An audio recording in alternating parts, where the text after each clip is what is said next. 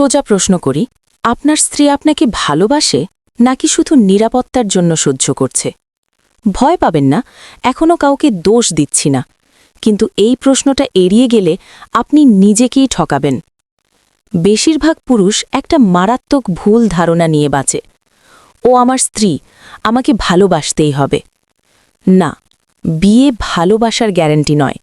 বিয়ে অনেক সময় শুধু নিরাপত্তার চুক্তি। ভালোবাসা আর সহ্য করার পার্থক্যটা খুব সূক্ষ্ম।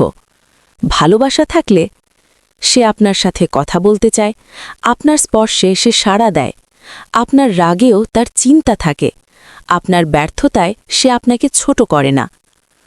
আর সহ্য করা হলে সে ঝগড়া এড়ায়, কথা এড়ায়, আপনাকে ঠিক আছে বলে পাশ কাটিয়ে যায়। আপনার কাছে কিছু চায় না, কিছু আশা করে না। সংসার চলে, কিন্তু সম্পর্ক এগোয় না। সবচেয়ে ভয়ঙ্কর ব্যাপার জানেন কি? সহ্য করা স্ত্রী চিৎকার করে না, সে নীরবে দূরে সরে যায়। নিরাপত্তার জন্য থাকা মানে কি? নিরাপত্তা মানে নিয়মিত আয়, সামাজিক স্ট্যাটাস, ছাদ, খাবার, ভবিষ্যৎ, সন্তানদের বাবা। এগুলো খুব গুরুত্বপূর্ণ, সন্দেহ নেই, কিন্তু এগুলো ভালোবাসা নয়, এগুলো প্রয়োজন।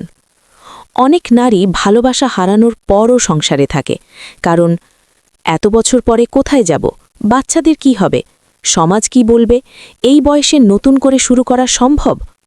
এই সিদ্ধান্তগুলো বুদ্ধিমানের, কিন্তু এর ভেতরে ভালোবাসা থাকে না, থাকে হিসেব। একটা সহজ পরীক্ষা করুন, কষ্ট লাগবে, আজ রাতে তাকে জিজ্ঞেস করুন না, আমাকে ভালোবাসো? এই প্রশ্নের উত্তর সবাই দেয়, বরং খেয়াল করুন সে কি আপনার সাথে সময় কাটাতে চায়? আপনি না ডাকলে কি সে কাছে আসে? আপনি দুর্বল হলে কি সে আপনাকে নিরাপদ মনে করায় নাকি বিরক্ত হয়? আপনি কথা বলতে চাইলে কি সে ফোনে ডুবে থাকে? ভালোবাসা প্রশ্নের উত্তরে থাকে না, ভালোবাসা থাকে আচরণে। পুরুষেরা এখানে সবচেয়ে বড় ভুলটা করে। তারা ভাবে, আমি দায়িত্ব পালন করছি, এটাই যথেষ্ট। না, দায়িত্ব আপনাকে ভালো স্বামী বানায় না, দায়িত্ব আপনাকে কেবল ব্যবহারযোগ্য রাখে। ভালোবাসা আসে উপস্থিতি থেকে, সম্মান থেকে, মনোযোগ থেকে, ইমোশনাল সেফটি থেকে। যেদিন আপনি শুধু প্রোভাইডার হয়ে যান, সেদিন থেকেই আপনি প্রেমিক হওয়া বন্ধ করেন। একটা নির্মম সত্য শুনুন, অনেক স্ত্রী তাদের স্বামীকে ছাড়ে না, কিন্তু তারা ভেতরে ভেতরে সম্পর্কটা ছেড়ে দেয়। তারা সংসার চালায়, সন্তান বড় করে, আত্মীয় সামলায়, হাসে, ছবি তোলে, কিন্তু রাতে বিছানায় শুয়ে ভাবে, এই মানুষটার সাথে আমার আর কোনো সংযোগ নেই। এটাই সবচেয়ে বিপজ্জনক জায়গা, কারণ এখানে ঝগড়া নেই, চিৎকার নেই, নাটক নেই, শুধু শূন্যতা। শেষ প্রশ্নটা আপনাকেই করতে হবে। আপনার স্ত্রী আপনার সাথে থাকতে চায় নাকি আপনার জীবনের সুবিধাগুলোর সাথে থাকতে চায়? এই দুটার পার্থক্য বুঝতে পারলে আপনি অনেক দেরি হওয়ার আগেই নিজেকে বাঁচাতে পারবেন।